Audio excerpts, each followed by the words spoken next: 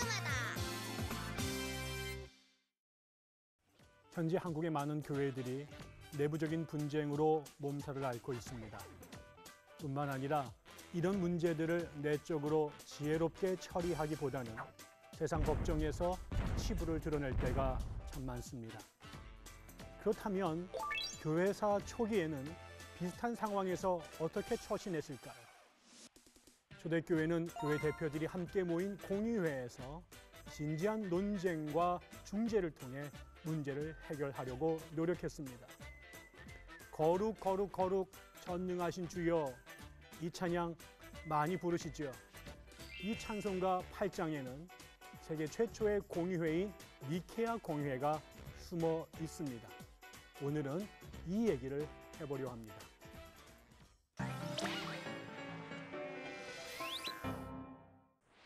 니케아 공의회는 325년 5월 20일에 니케아에 있는 황제의 여름 별궁에서 개최되어 대략 8월 25일경에 끝났습니다.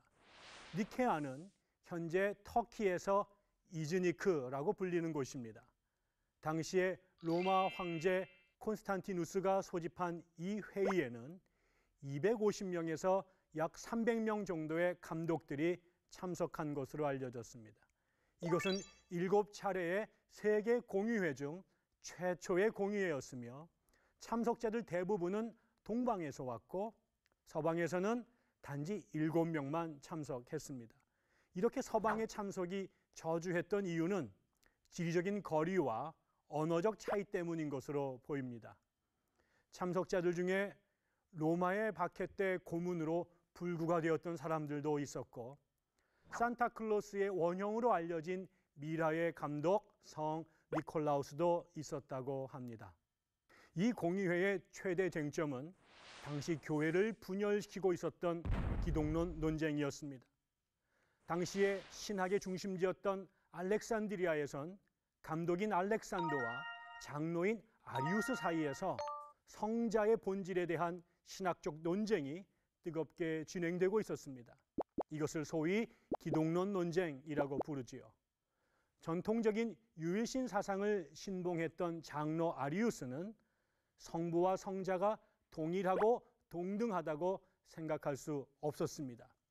그래서 아리우스는 예수가 존재하지 않았던 때가 있었다라고 주장하면서 예수 그리스도의 신성을 부정했고 그리스도를 피조물이요 하나님과 본질이 다른 분이라고 가르쳤습니다.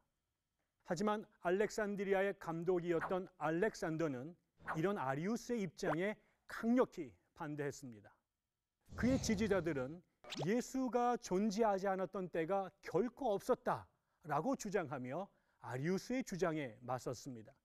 알렉산더는 100여 명의 감독들이 알렉산드리아에 모인 한 회의에서 아리우스를 정죄했지만 문제는 쉽게 해결되지 않은 채 갈등만 심화되었습니다.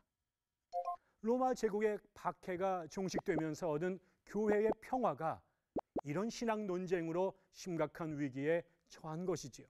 당시 니케아 공의회에는 아리우스파, 아리우스 반대파, 그리고 중도파가 함께 참석해서 격렬한 논쟁을 벌였습니다.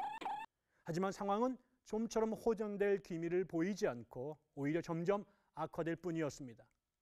이때 황제의 종교 고문이었던 코르도바의 호시우스가 호모오우시오스, 즉 동일 본질이란 단어를 제시해서 성자와 성부가 본질적으로 동일하다고 선언했습니다. 결국 콘스탄티누스 황제가 이런 정통파의 입장을 지지하고 아리우스파를 유배 보냄으로써 논쟁을 종식시켰습니다. 그리고 니케아 신경이 작성되어 공포되었습니다. 그렇다면 이 니케아 공의회에서 제정된 니케아 신경의 내용은 무엇일까요?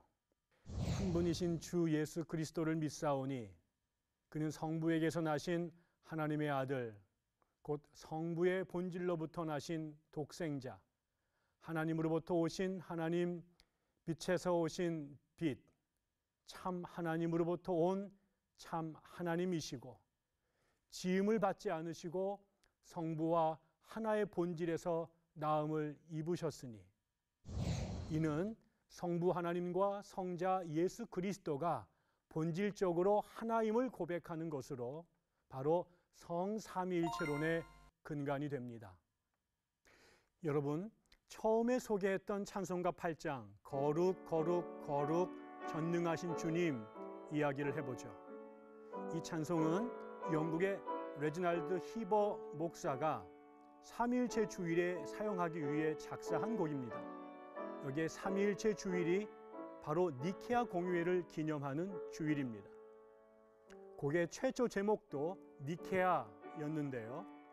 여러분의 찬송가 악보 상단에 보시면 조그맣게 그 내용이 적혀 있습니다. 이제 니케아 공유회의 의미가 좀 더 실제적으로 다가오지 않으세요? 이처럼 니케아 공유회는 당시 교회가 직면했던 난제들을 해결하고 제도를 정비함으로써 장차 교회의 발전을 위해 중요한 토대를 마련했습니다.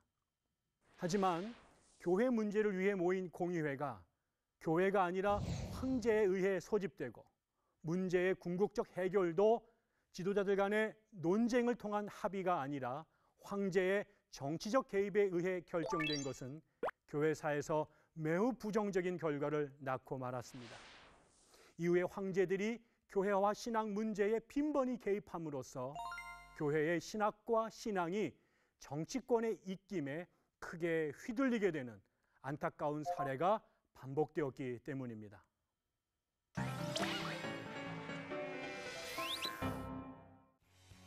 교회는 시대의 변천과 함께 수많은 난제들에 직면해 왔습니다. 그때마다 교회 지도자들은 함께 모여 최선의 해답을 찾고자 노력했습니다. 현재도 한국교회는 여러 가지 어려운 문제에 직면해 있습니다. 어느 때보다 교회 지도자들의 집단적인 지혜와 협력이 필요합니다. 서로에게 귀 기울이며 지혜를 함께 모아야 합니다. 그런 맥락에서 니케아 공유회는 우리가 참고할 만한 소중한 역사적 자료가 될 것입니다.